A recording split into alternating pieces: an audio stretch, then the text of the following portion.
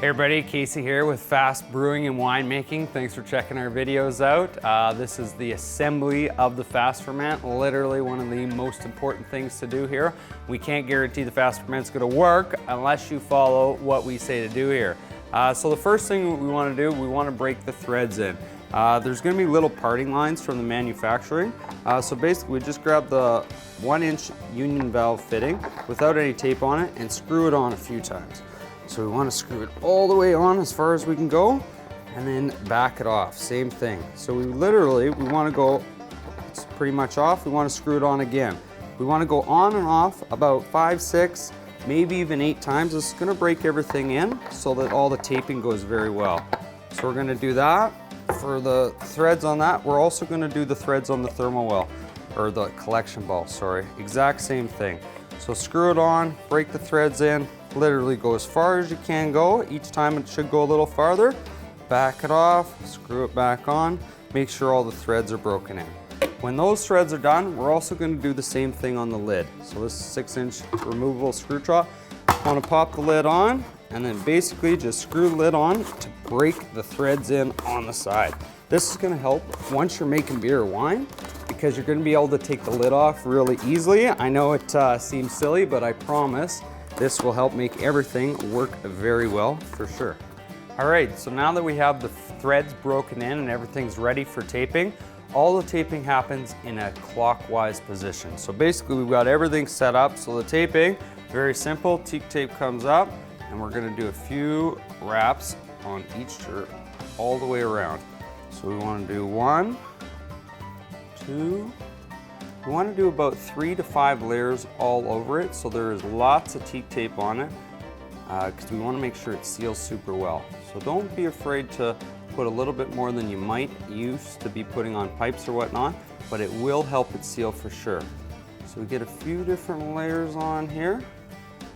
When it's done, we're going to do the exact same thing with the collection ball and the thermal well. So the thermal well, same direction. When it's facing up like this, goes on, and then we go around in a clockwise position to get all the teak tape on it. Very simple. When the teak tape's done, I've got one that's pre-done. We're basically just going to screw it into the side of the fermenter here. We want to be very careful with the threads in here so that we don't damage them, but basically it screws in. We need to make sure it is nice and flush to the unit so it's square, so we aren't cross-threading anything. Once it screws in, we should be able to just tighten it in. Now, I've got pretty strong hands, so I can get it in the whole way, but you might need some pliers or something to push it, get it all the way in. But yeah, so that one's in. We're gonna attach our valve the exact same way as up here with, make sure it all lines up. Valve's on, feel it, perfect. Nice. It will start to get a little more snug as you get it. You want to make sure everything's screwed together as far as it'll go. Don't want to leave anything loose or any threads. Same thing with the collection ball. With the tape, how the fitting goes through, so it's all like that. Fitting just screws right on. Same thing. So we want to make sure everything is as tight as we possibly can. Now once we've got everything screwed together, this is super important. Before you brew or make your wine, we need you to leak test it. We don't want you to put your wort or your wine in there and find out that one of the fittings isn't sealing properly. So what we do, we fill it up completely with water. So put everything together, unscrew it, fill it literally right to the top so you have a lot of pressure. That's putting a little bit of pressure on the union fitting, all your other fittings. If it does leak from anywhere, and this happens because we're just putting it together. It depends on how much tape is needed. Basically, you would just unscrew the union fitting or unscrew the part that's leaking, and you want to leave it for a while, 4, 5, 6 hours. Ideally, if you can leave it overnight, it's really going to make sure if it seals or not seals. If it's not sealing, unscrew it. We leave the original tape on. We add a little more tape on top of the original. Okay, so we'll do a few layers, get her on, get her started. So we'd add another 3 to 5, maybe even 8 layers of tape on, just to make sure we got enough material. What we're doing is we're building material up so that it can't leak from anywhere. Once we got a few more on, smooth it out. The fittings go back on. You can feel they're getting a little stiffer because there's more material in there, which is great.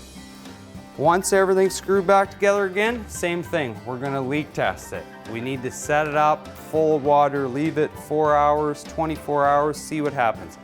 Depending on the unit, you might have to do this 3, 4, maybe 6 times, but we are confident it will seal if you keep applying more tape on top of the existing tape.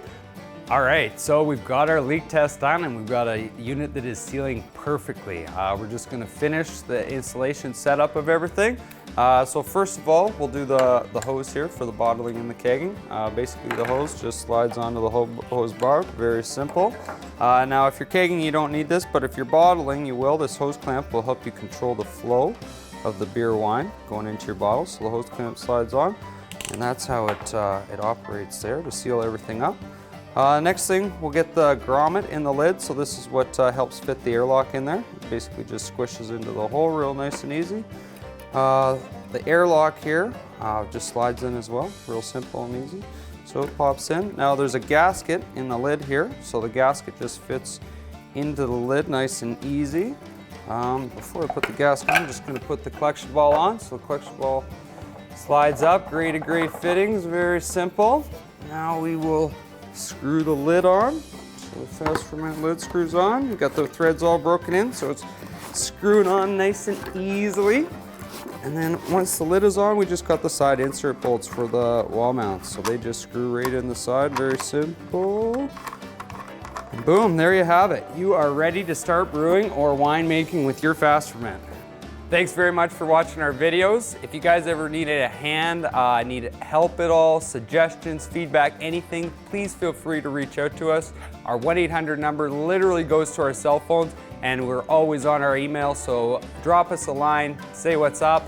Thanks very much. Take care. Cheers.